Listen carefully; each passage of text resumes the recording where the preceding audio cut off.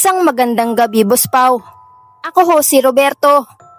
Ang kwentong ito ay isang salaysay na ipinasa sa akin tungkol sa isang lumang computer game na sinasabing nagdulot daw ng sunod-sunod na kababalaghan sa isang boarding house sa Malate, Maynila.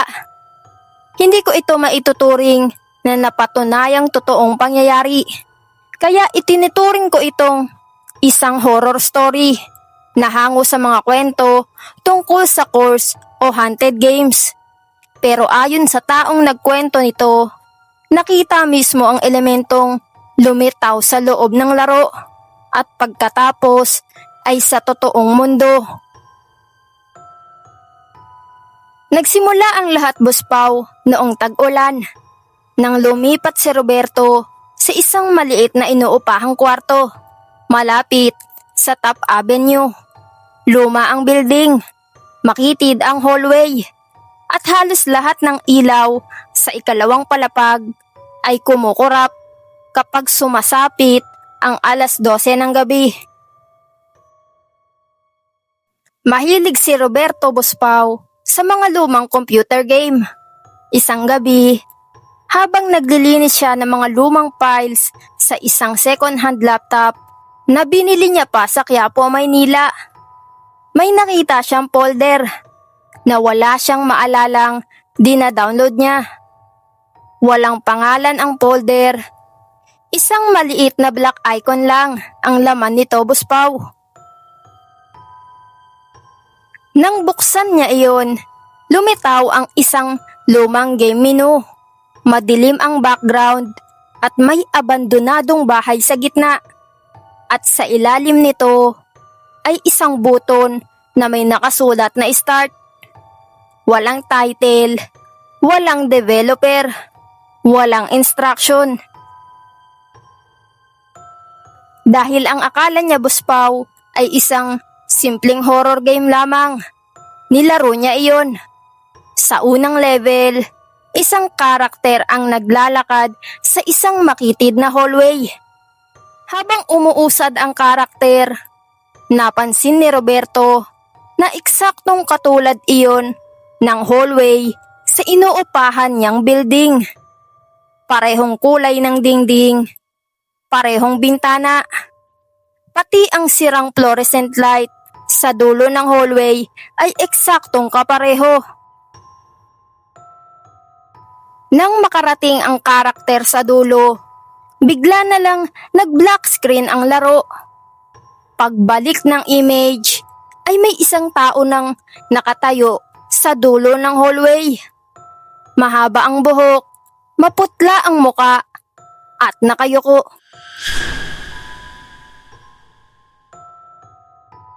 Hindi gumagalaw ang karakter, Boss Pau. Hindi rin gumagalaw ang nilalang. Pero makalipas ang ilang segundo, dahan-dahan nitong itinaas ang muka nito. Doon napansin ni Roberto ang unang kakaiba. Ang muka ng nilalang ay hindi muka ng game character. Muka iyon mismo ni Roberto.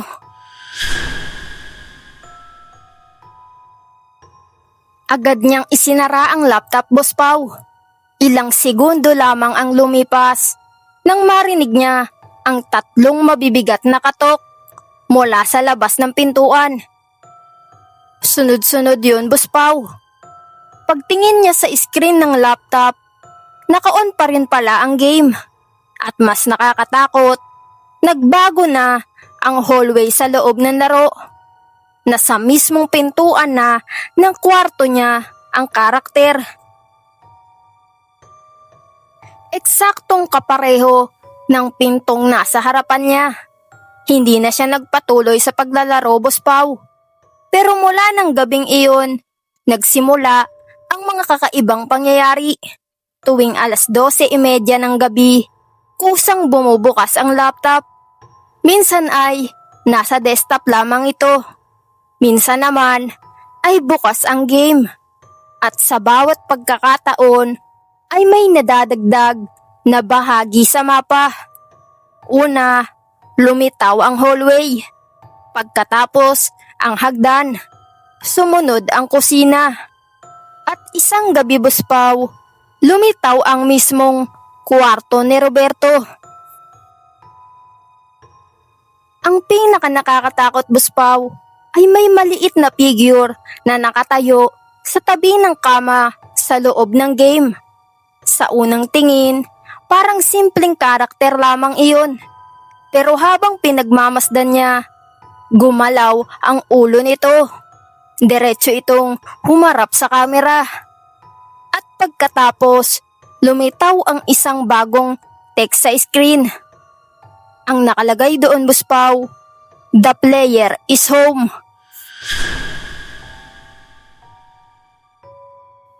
Kinabukasan, Boss Pau, dinala ni Roberto ang laptop sa isang computer shop sa may Pasay para ipacheck. Wala namang nakitang virus ang technician. Wala ring kakaibang program na tumatakbo. Pero nang i-on ang laptop, bigla na lamang nag-freeze ang screen. Lumabas muli ang game, Boss Pau. At sa pagkakataong iyon, hindi na digital ang nilalang. Para bang may totoong anino sa likuran ng technician.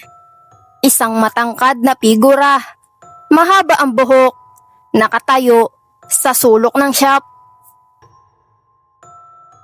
Nang lumingon ang technician, Boss Pau, ay wala naman doon. Pero sa screen, mas malinaw ang nilalang.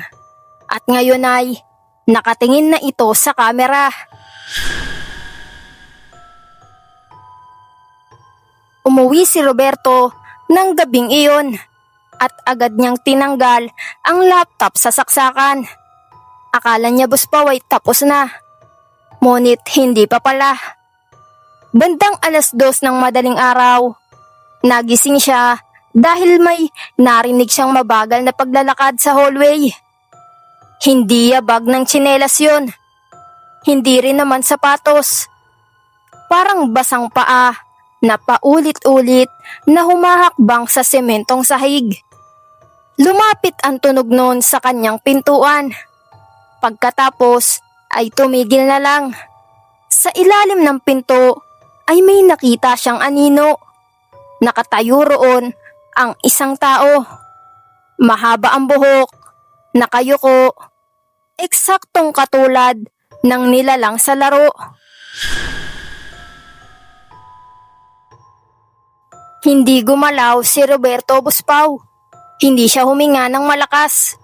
Makalipas ang ilang segundo, gumapang ang anino palayo sa ilalim ng pintuan.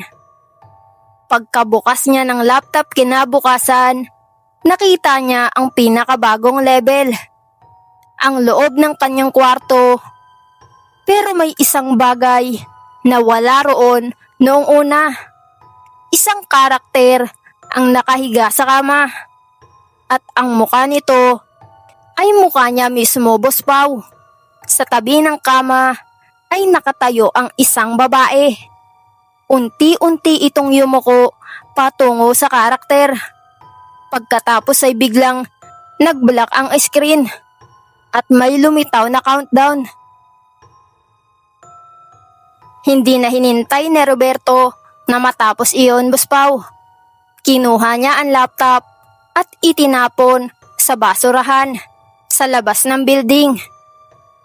Lumipat siya pansamantala sa isang kamag-anak sa Quezon City. 3 gabi siyang hindi nakakita ng anumang kakaiba. Akala niya ay nakatakas na siya. Pero sa ika-4 na gabi, habang nakahiga siya sa sala, nagising siya, Boss Pau, sa tunog ng computer game. Hindi niya alam kung saan nanggagaling. Sinundan niya ang tunog hanggang sa maliit na lumang computer sa kabilang kwarto. Bukas ang monitor. Wala namang nakakabit na laptop. At sa screen, naglalaro ang parehong game. Ipinapakita nito ang isang mapa ng Maynila. Mula Malate, papunta sa Top Avenue. Mula Top, papunta sa Quezon City. At pagkatapos ay huminto ang marker sa mismong bahay na tinutuluyan niya.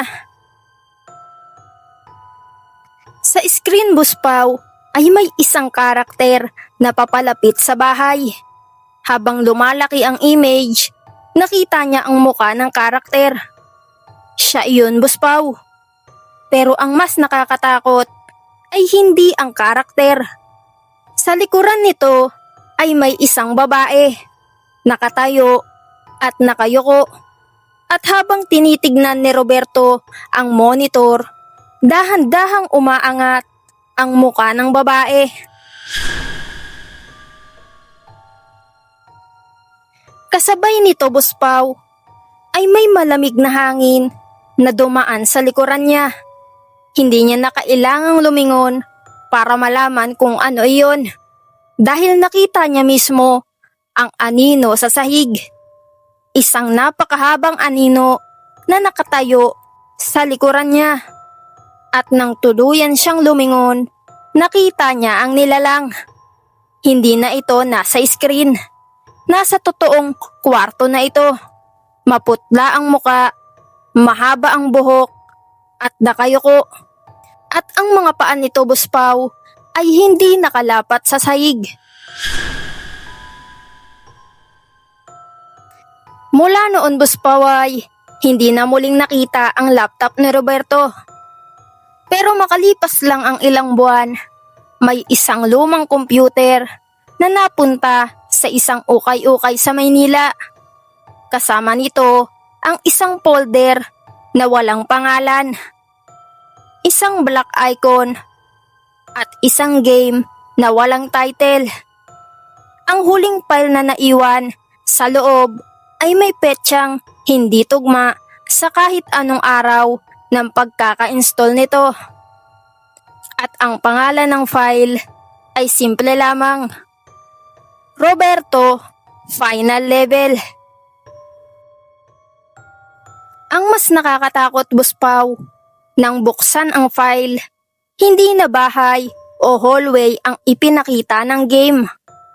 Isang madilim na kwarto, may isang lalaki na nakaupo sa harap ng computer, nakatitig sa screen, at sa likuran niya ay may isang babaeng nakatayo. Sa ibaba ng screen ay may isang bagong buton. Ang buton ay play again. At mula noon, Buspaw, sinasabing kapag may taong nagbukas ng larong iyon, hindi na siya ang naglalaro. Siya na mismo ang nagiging bahagi ng laro.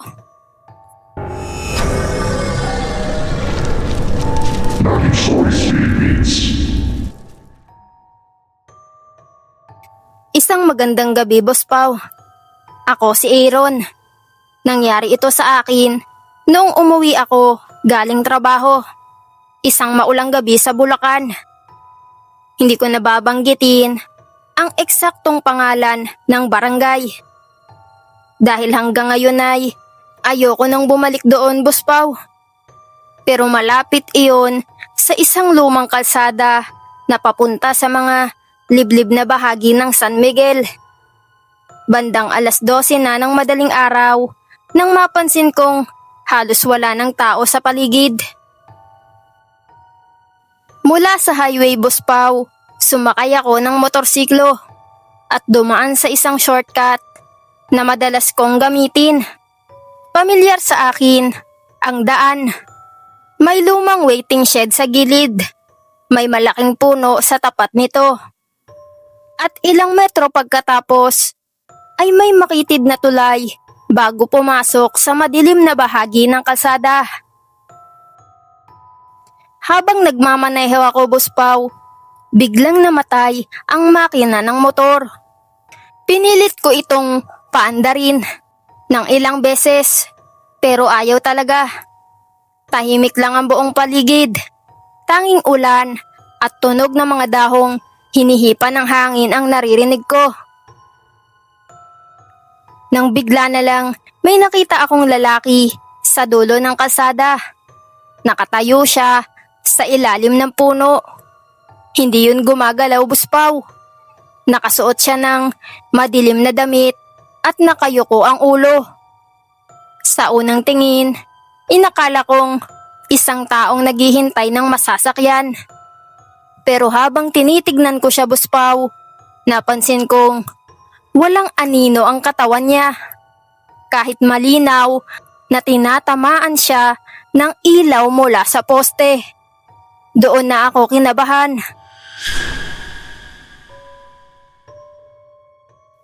Hindi ko na siya nilapitan pa, Buspaw. Matapos ang ilang minuto, biglang umandar ang motor. Agad kong nagpatuloy sa pagmamaneho. Pagdating ko sa tulay, tumingin ako sa rearview mirror. Nandoon pa rin ang lalaki, Buspaw. Pero sa pagkakataong iyon, ay mas malapit na siya. Hindi ko alam kung paano. Huminto ako sa isang maliit na tindahan na bukas pa noon, malapit sa pangunahing kalsada. Pagtingin ko sa oras sa cellphone ko, eksaktong 12:17 na ng umaga. Huminga ako ng malalim at ipinagpatuloy ang biyahe.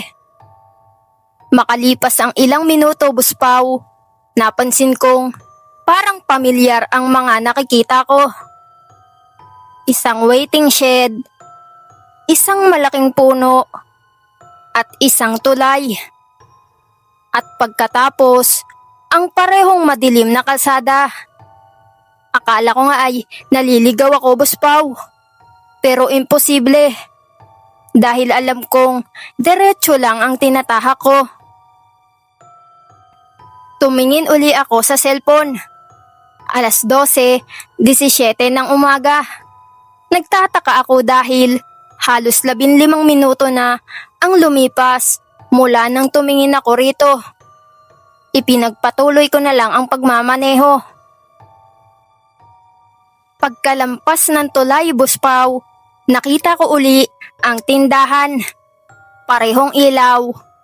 Parehong nakaparadang tricycle. Parehong aso na nakahiga sa ilalim ng mesa. At sa cellphone ko ay 12:17 pa rin ng umaga. Doon ko na napagtanto na may kakaibang nangyayari. Sinubukan kong bumalik sa highway. Pero kahit anong liko ko, bumabalik ako sa parehong lugar.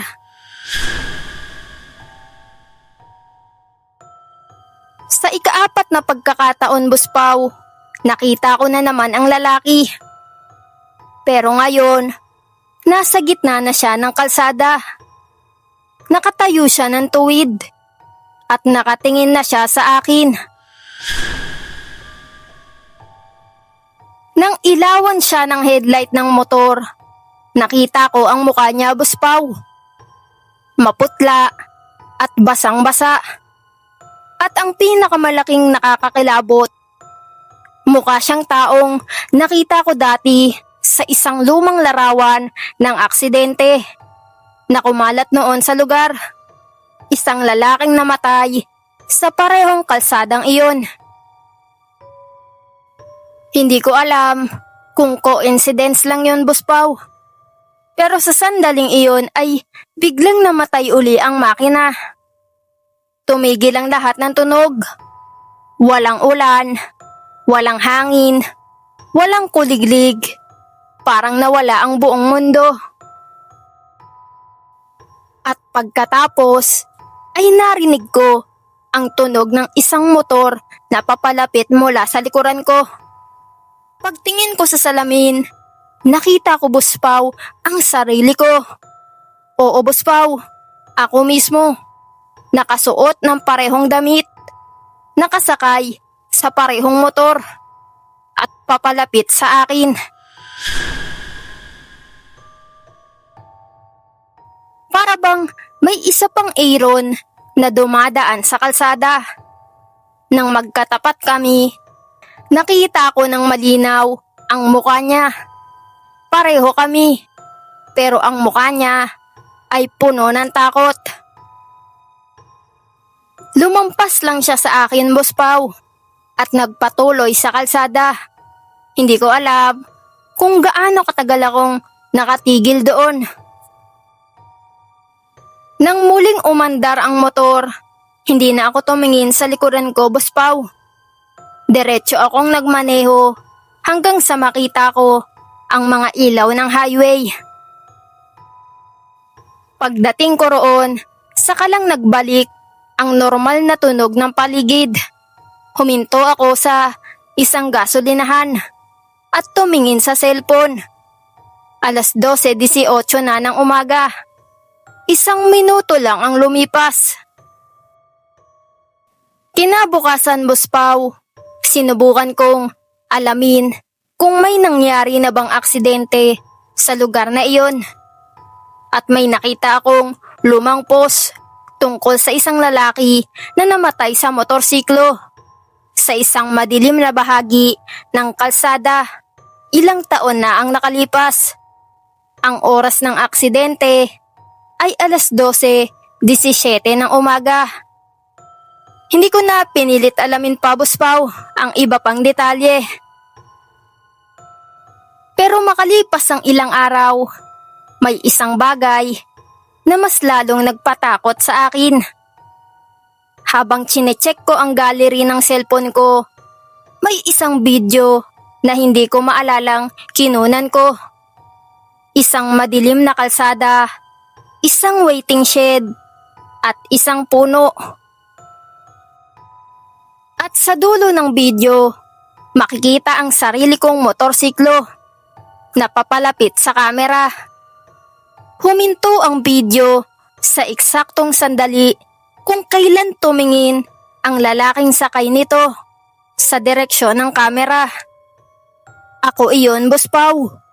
At bago tuluyang matapos ang recording, makikita sa likuran ko ang lalaking nasa ilalim ng puno. Simula noon, Boss Pau, ay hindi na ako dumadaan sa shortcut na iyon. Pero ang pinakamasamang parte ng lahat ay hanggang ngayon, kapag sumasapit ang 12:17 ng umaga at naririnig ko ang tunog ng isang motorsiklong dumadaan sa labas, otomatik akong napapatingin sa bintana. Dahil minsan, sa gitna ng dilim, nakikita ko ang isang lalaking nakatayo sa kalsada. At kahit ilang taon na ang lumipas, pareho pa rin ang suot niya. Pareho pa rin ang maputlang muka. At palagi siyang nakatingin sa akin. Parang hinihintay niyang bumalik ako roon, Boss Pau. Parang hindi pa tapos ang gabing iyon. Hanggang ngayon, Boss Pau, hindi ko alam kung nakatakas ba talaga ako sa time loop na iyon o isa lang ako sa mga bersyon ni Aaron na paulit-ulit na dumadaan sa parehong kalsada, sa parehong oras, kasama ang parehong elemento na hindi kailanman nakalabas sa gabi na iyon. Mga ka-horror, ay maraming salamat po sa mga nakasubscribe na sa ating channel. At sa mga hindi pa nakasubscribe ay subscribe ka na, ka-horror. Maraming salamat.